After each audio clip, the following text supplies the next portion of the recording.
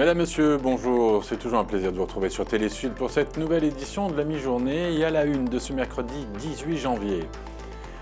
Le Burkina Faso, où le chef de la transition, le capitaine Ibrahim Traoré, est revenu sur le kidnapping d'une cinquantaine de femmes à Arbinda. Pour lui, avec cet enlèvement, les terroristes ont enclenché une nouvelle vague de terreur qui cible les civils.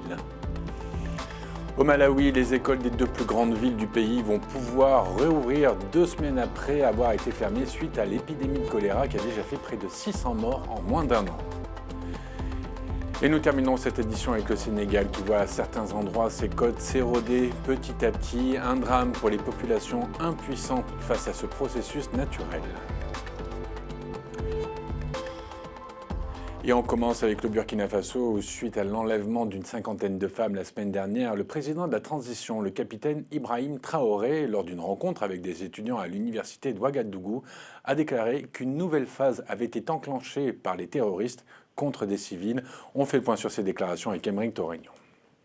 Quelques jours après l'enlèvement de plus d'une cinquantaine de femmes dans le nord du Burkina Faso, face aux étudiants de l'université Joseph Kizerbo à Ouagadougou mardi, Ibrahim Traoré s'est exprimé sans langue de bois. Le président de la transition burkinabé le reconnaît, la lutte contre le terrorisme dans le pays a pris un autre tournant et les djihadistes s'en prennent de plus en plus aux civils face à la détermination des forces armées. Aujourd'hui, une autre phase est enclenchée par les terroristes. Sur le volet militaire, nos hommes sont déterminés à les affronter. Ils commencent donc à s'en prendre aux populations civiles innocentes, les humilier, les tuer. La nouvelle de l'enlèvement des femmes survenue jeudi et vendredi a provoqué une vague d'indignation dans le pays comme à l'extérieur. Pour le moment, des recherches terrestres et aériennes sont en cours pour les retrouver selon les autorités. Les localités théâtres de ces enlèvements de masse sont sous blocus des groupes djihadistes depuis plusieurs mois. Difficile pour les populations de s'approvisionner en produits de première nécessité, mais depuis mardi matin, une opération de ravitaillement par voie aérienne de ces localités a commencé pour soulager les habitants. Les autorités de la transition burkinabé se disent déterminées pour en finir avec la vague de violence terroriste que connaît le pays et qui s'intensifie au fil des jours. Depuis octobre, le nombre d'attaques se multiplie. Nous sommes résolus à résoudre cette question terroriste. Cette guerre, nous ne l'avons pas choisie. Le Burkina n'a attaqué personne. Nous avons été attaqués et nous nous défendons depuis lors.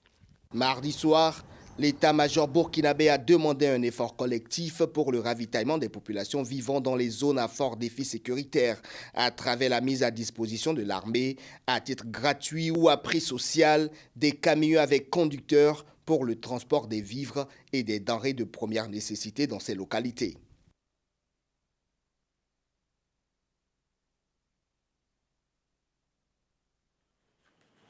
En Somalie, lundi, les forces fédérales ont repris le port stratégique d'Harardere aux mains des djihadistes Chebab depuis 2010. Une victoire pour le gouvernement alors que le groupe terroriste poursuit sa stratégie de terreur. Plus d'explications avec Aymeric Torignon. C'est une nouvelle victoire engrangée par les forces somaliennes lundi. Le port d'Harardere, sous contrôle du groupe armé Al-Shabaab depuis une dizaine d'années, a été repris par l'armée nationale. Une reprise effectuée sans combat, les Chebab s'étant retirés avant l'arrivée des forces gouvernementales. Pour les autorités somaliennes, plus qu'une victoire, c'est un pas important vers l'éradication du groupe terroriste du pays.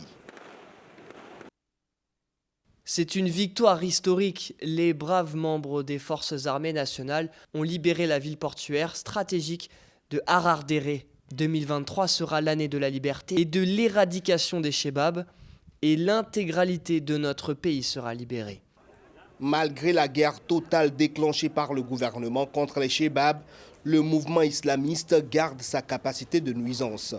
Depuis quelques semaines, il multiplie les attaques. Samedi dernier, par exemple, le groupe armé a fait exploser une voiture piégée dans un marché de la région de Iran, à 220 km au nord de Mogadiscio, la capitale. Ce mardi, au lendemain de l'annonce de la reprise du port de Harardere, les Chebab ont encore frappé. Le groupe islamiste a lancé une nouvelle attaque meurtrière contre une base militaire au nord de la capitale somalienne. 11 soldats ont été tués. Les djihadistes ont d'abord fait exploser un véhicule chargé d'explosifs, puis ont attaqué un camp militaire à Awadlé. La riposte de l'armée aura permis de neutraliser une dizaine de terroristes, selon ce commandant d'une milice locale alliée du pouvoir. En dépit de la multiplication des attaques revendiquées par Al-Shabaab, les forces gouvernementales enregistrent visiblement d'importants succès sur le terrain. Au Mozambique, hier mardi, un des responsables du département de surveillance de la santé publique a rapporté que l'épidémie de choléra avait tué 16 personnes dans la région de Niassa. Selon les autorités mozambicaines, 1376 cas de choléra ont été signalés, favorisés par la saison des pluies. Le président mozambicain, Filipe Nyusa, a exhorté les citoyens à adopter de bonnes attitudes d'hygiène afin d'arrêter la propagation du choléra. Et au Malawi, après 2 semaines de fermeture due à l'épidémie de choléra, toujours, qui a gravement touché Lilongwe et Blantyre, les écoles de ces 2 villes ont reçu le feu vert pour reprendre leurs activités. Une bonne nouvelle pour la population dont le pays a enregistré près de 18 000 cas de la maladie et 595 décès depuis le mois de mars. La pire crise pour l'ONU que le Malawi ait traversée depuis 10 ans. Souilas Bahi. Se laver soigneusement les mains à l'eau chlorée et rejoindre ses camarades avant de se rendre en classe. Au Malawi, depuis lundi, les enfants de Lilongwe et de Blantyre ont pu retrouver les bancs de l'école après 2 semaines de congés forcés. Un retour encadré par un protocole sanitaire strict. Nous encourageons les élèves à se laver les mains fréquemment. Pour ce faire, nous avons mis à leur disposition des seaux d'eau ainsi que du savon. Nous avons également fourni les écoles en désinfectant et en chlore afin de laver les sanitaires et les salles de classe. Le Malawi, pays d'Afrique australe, a recensé près de 18 000 cas de choléra et 595 décès depuis le mois de mars 2022. Il s'agit de la plus grande épidémie de cette maladie à toucher le pays depuis 10 ans. Le choléra est une maladie contractée par l'ingestion d'eau ou d'aliments contaminés par la bactérie, une maladie provoquant des problèmes intestinaux et pouvant représenter un grand danger chez les jeunes enfants. Aujourd'hui, nous souhaitons apporter une contribution symbolique en donnant au ministère de l'eau et de l'assainissement du matériel nécessaire en matière d'hygiène, tel que du savon, des tablettes pour la désinfection de l'eau, des seaux et du chlore, entre autres. En septembre, l'Organisation mondiale de la santé avait alerté quant à une recrudescence inquiétante du choléra dans le monde, après quelques années de déclin. L'urgence de la maladie peut s'expliquer par le changement climatique, venu s'ajouter aux facteurs majeurs que sont la pauvreté et les conflits. Chaque année, entre 1,3 million et 4 millions de personnes dans le monde sont touchées par le choléra. Au Nigeria, à l'approche des élections présidentielles qui auront lieu le 25 février prochain, près de 10 millions de nouveaux électeurs ont été inscrits pour le scrutin, dont 84% de jeunes âgés de moins de 34 ans. L'heure est venue pour eux de retirer leur carte pour participer au vote qui désignera un successeur à Muhammadu Buhari. Mathieu Nicolas. L'attente est longue sous la chaleur de Lagos, mais elle vaut le coup. Dans la capitale économique nigériane, nombreux sont ceux qui font la queue pour obtenir un document ô combien important. Leur carte électorale. Les élections présidentielles sont dans 1 mois et ne pas avoir le précieux bout de papier serait une erreur. Le Nigeria doit choisir le remplaçant de Muhammadu Buhari qui ne se représente plus. Voter pour la première fois, je suis très enthousiaste à l'idée d'exercer mon droit de vote, de voter pour les bonnes personnes au sein du gouvernement afin de rendre le Nigeria grand et fier. Au total, près de 93 millions de Nigérians sont inscrits sur les listes électorales, dont 10 millions de nouveaux électeurs qui ont ou doivent encore retirer leur carte pour participer à ce scrutin. Plus de 84% de ces nouveaux électeurs ont moins de 34 ans et constituent un vivier important de vote. Beaucoup espèrent un changement radical au Nigeria. C'est le cas de Bemisola, heureuse d'avoir reçu sa carte et de pouvoir exercer son droit de citoyenne. En 2019, le besoin de changement n'était pas si grand. Mais maintenant, quelque chose est très clair. Il est temps que la jeune génération nous gouverne et c'est pourquoi, si je ne le fais pas maintenant, quand le ferai-je? Et 4 ans, le sacrifice de cette période pour 4 bonnes années pour la nation. Je crois que le sacrifice en vaut la peine et je suis prête à jouer mon rôle. À un mois du scrutin, la commission électorale nigériane espère des élections apaisées. Pour cette présidentielle, les électeurs de certaines régions du pays, toujours minés par une grave insécurité, pourraient être privés de participer au scrutin du 25 février prochain. La Libye a dépêché hier un convoi d'une centaine de véhicules transportant du sucre, de l'huile, de la farine et du riz vers la Tunisie. Une aide du voisin libyen pour aider la Tunisie, en proie à une grave crise économique et financière, à faire face aux fréquentes pénuries de ces produits essentiels. Soukaina Skali. Des centaines de camions à la frontière entre la Tunisie et la Libye. À leur bord, du sucre, de l'huile, de la farine et du riz envoyés par Tripoli. Cette aide a été acheminée mardi matin par le poste frontière de Ras Jedir. Au total, 170 camions sont attendus en Tunisie. Il s'agit d'un don du gouvernement d'union nationale basé à Tripoli à la Tunisie pour l'aider à surmonter les graves pénuries de produits de base auxquelles le peuple tunisien est confronté. Cette aide intervient alors que le pays s'enlise dans une crise socio-économique. Samedi dernier, plusieurs centaines de Tunisiens se sont mobilisés dans les rues de la capitale pour protester contre le président Kais Saied, tenu responsable de la cherté de la vie. Il y a des pénuries de nourriture. L'économie est mal en point. Nous nous battons pour sauver notre pays de la situation dans laquelle il se trouve. Une crise financière qui se retrouve jusque dans les rayons vides des supermarchés. Dans ce magasin, comme dans le reste du pays, le rationnement a été imposé pour limiter les clients à 2 paquets de pâtes et de lait par personne. Certains produits comme le café et le sucre sont quant à eux difficiles à trouver. La situation du pays aujourd'hui, c'est la faim, la pauvreté, l'endettement et la soif. Y a-t-il des réformes depuis que le président Kais Saied a dit que nous vivons en démocratie ? Cette pénurie trouve ses origines dans la difficulté de l'État à financer l'importation des produits de base, avec une inflation supérieure à 10% et la pauvreté qui touche 20% des 12 millions d'habitants. Les Tunisiens montrent de plus en plus leur mécontentement face à Kais Saied, pourtant soutenu lors de son coup de force à l'été 2021.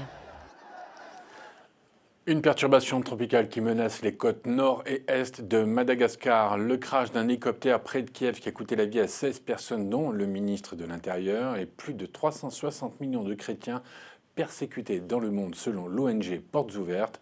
C'est le reste de l'actualité préparée pour vous par Lorraine Mabou et Noël Dong.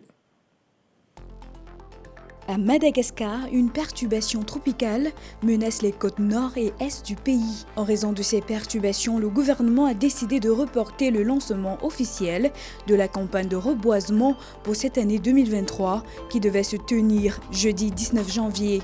D'après les dernières prévisions, la perturbation se situe à 957 km de Vohemar, dans la partie nord du pays.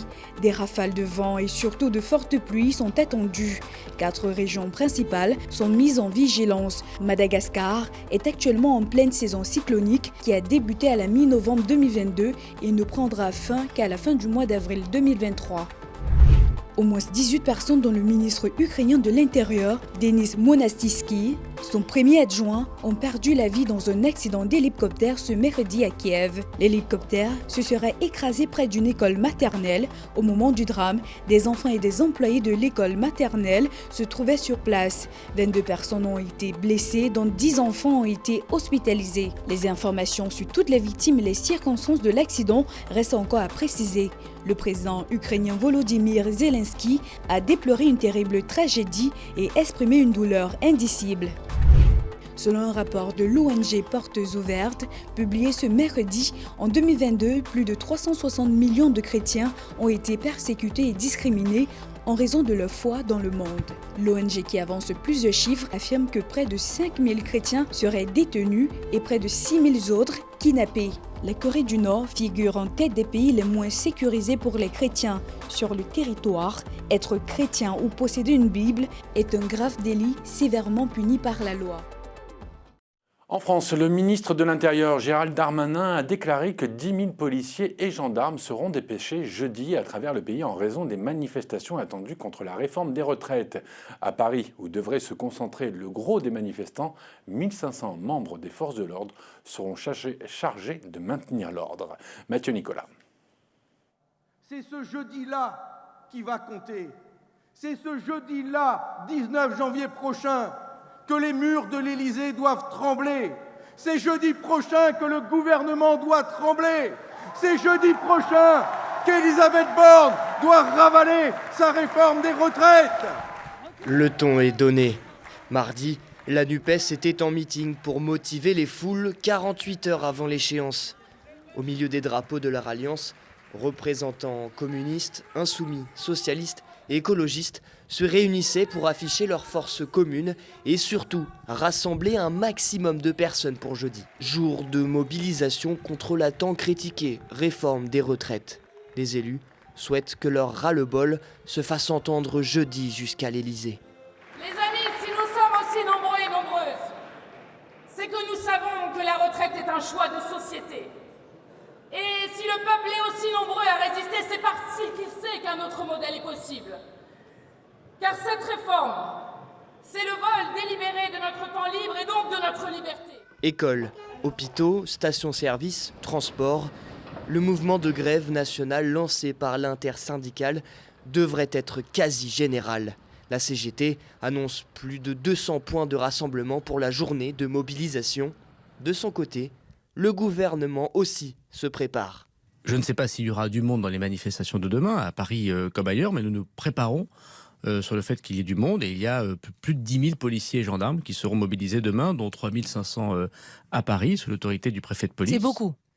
C'est beaucoup parce que nous prévoyons que le nombre de policiers et de gendarmes, c'est 39 unités de force mobile par exemple à Paris, puissent encadrer une manifestation qui doit se dérouler de la meilleure façon possible pour les manifestants eux-mêmes, pour les policiers et les gendarmes bien évidemment et pour la voie publique. À la veille du jeudi noir annoncé, le niveau de soutien à la mobilisation semble important, voire même supérieur à la moyenne. Selon un sondage IFOP, 68% des Français seraient contre la réforme des retraites, projet de loi du président Macron qui reculerait l'âge de départ à la retraite à 65 ans et qui est très contesté par une majorité des Français. Hier mardi, lors d'un point presse, le porte-parole du Pentagone, Pat Ryder, a déclaré que les États-Unis avaient commencé à former les troupes ukrainiennes à la base militaire de Fort Style à l'utilisation et à l'entretien du système de missiles Patriot. On l'écoute. L'entraînement a commencé. Comme nous en avons déjà parlé, cette formation durera plusieurs mois et formera entre 90 et 100 Ukrainiens à l'utilisation du système de missiles Patriot. Ces troupes sont donc arrivées à Fort Sill et ont commencé leur entraînement. Au Sénégal, sur les rivages de Bargny, la plage n'existe presque plus. Une situation principalement due à l'érosion côtière qui continue de faire des dégâts au point que la population et les autorités locales semblent se résigner face à la puissance des éléments. Reportage de notre correspondant local, Igor Couton. Cimetières et mosquées totalement engloutis par la mer, des habitations endommagées, c'est la situation que vivent les habitants de la côte de Bargny, une localité de la banlieue de Dakar. Et cela fait plusieurs décennies que la mer grignote la terre par ici. La mer était tellement loin, parce que là où nous sommes maintenant, mais il y a des cimetières qui sont partis. Il y a des aires de jeu qui sont parties. Des concessions même, je dirais, qui sont parties. Nous pouvons dire que vers les années 70, à nos jours, au moins la mer a pu avancer à hauteur d'une centaine de mètres. Outre les conséquences déjà visibles, l'érosion côtière contribue également à la rareté des ressources halieutiques. Or, les populations de Bargny vivent essentiellement des activités de la pêche. Avant, il nous suffisait de rester près des côtes pour avoir du poisson. Mais à présent, même quand nos enfants vont en mer, ils ne trouvent plus rien. D'autres vont jusqu'en Casamance et reviennent bredouilles. C'est pourquoi certains font le choix de l'immigration, même au péril de leur vie.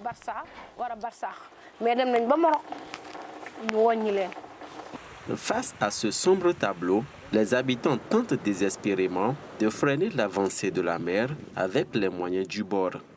Là où vous voyez les pneus, les sacs de riz vides, c'est des systèmes d'adaptation. Bargny n'a jamais bénéficié de digues de protection. Bargny n'a jamais bénéficié de brise-lames. Donc on nous a laissé avec la mer qui avance et la mer, nous ne pouvons pas le contenir avec nos bras. La municipalité semble aussi se résigner. La solution radicale, c'est essayer donc de bloquer cette avancée par l'installation de certains ouvrages. Maintenant, ces brises-lames-là, donc, ou bien ces digues de protection-là, ça demande ce que l'on appelle des moyens colossaux. Et que ces moyens-là, pour vous dire vrai, la mairie n'en dispose pas. Au Sénégal, 25% du littoral est exposé à un risque élevé d'érosion côtière selon la Banque mondiale. Et d'ici 2080, les 3/4 des 700 km de côte sénégalaise seront concernés si rien n'est fait. Je vous emmène maintenant au Togo, dans la région du Grand Kloto, à 130 km de Lomé, où un jeune a initié un projet pour promouvoir le tourisme rural. Le concept baptisé Ilirando vise à offrir aux touristes une expérience unique autour de cascades et des paysages majestueux, tout stimulant le développement des communautés. Reportage signé Nicolas Louya. Aux premières lueurs du jour, ces pistes en spirale traversant cette luxuriante végétation offrent un paysage à couper le souffle. La montagne de Pélé, dans la région du Grand Kloto à 130 km tout au nord-ouest de Lomé, est particulièrement réputée pour ses activités nature autour de cet hôtel-restaurant situé à 800 mètres d'altitude. C'est ce magnifique décor qu'a choisi ce groupe de touristes togolais et russes pour effectuer leur randonnée. Bonjour les amis. Billy, le guide, dévoile l'itinéraire à suivre. Donc dans un premier temps, on va faire du VTT sur 10 km. Cela fait bientôt 3 ans qu'il a initié le concept Billy Rando. Le but, fournir aux touristes aussi bien nationaux qu'internationaux une expérience unique autour de cascades et de paysages majestueux au travers d'activités respectueuses de la nature comme le trek ou encore la randonnée VTT. Ce jour-là, c'est leur première sortie de l'aventure. C'est parti. Pour 10 km de randonnée à vélo, les 5 premiers kilomètres s'avèrent éprouvants à cause de nombreuses montées sur la route. Je viens de commencer, mais c'est bon. Je vais dire que je peux le faire encore. Ina, la doyenne, ne raterait pour rien au monde cette aventure. Oh, l'expérience est très bonne. C'est difficile, c'est épuisant, mais les émotions sont au-dessus. Ici commence une nouvelle épreuve de l'expédition. Une randonnée pédestre d'environ 2 km. Sur des pistes à peine tracées, les vacanciers se lancent dans la brousse, traversant maisons en banco, canyons et champs de café. Le but de cette randonnée, c'est cette cascade, perdue dans la végétation. Depuis quelques années, le Togo a fait le pari de développer le tourisme rural à travers des initiatives comme celle-ci. Le concept Billy Rando vient à point nommé avec pour ambition de faire profiter aux communautés locales les retombées du projet. Notre principale activité dans le village ici, c'est l'agriculture. Grâce au projet Billy Rando, nous avons une source de revenus supplémentaires. Au fil des mois, le concept a conquis le cœur de ces amoureux de la nature, pour qui ce genre d'excursion est l'occasion unique de se ressourcer. Cette aventure en nature nous permet de nous remettre en harmonie avec la mère nature et aussi de nous ressourcer, d'oublier nos soucis. De retour à leur base, les touristes achèvent leur visite sur la terrasse de cette cabane, perchée sur le versant, profitant une dernière fois du paysage paradisiaque. Jusqu'au dernier rayon du soleil, les souvenirs plein la tête. Allez, on termine cette édition avec une exposition en Suède consacrée à Banksy. Une exposition montée d'abord en Allemagne et qui est arrivée à Malmö, où elle sera présentée jusqu'en mai. À travers cette exposition, le visiteur retrouve 160 répliques d'œuvres d'art du célèbre artiste britannique dont l'identité n'a toujours pas été révélée.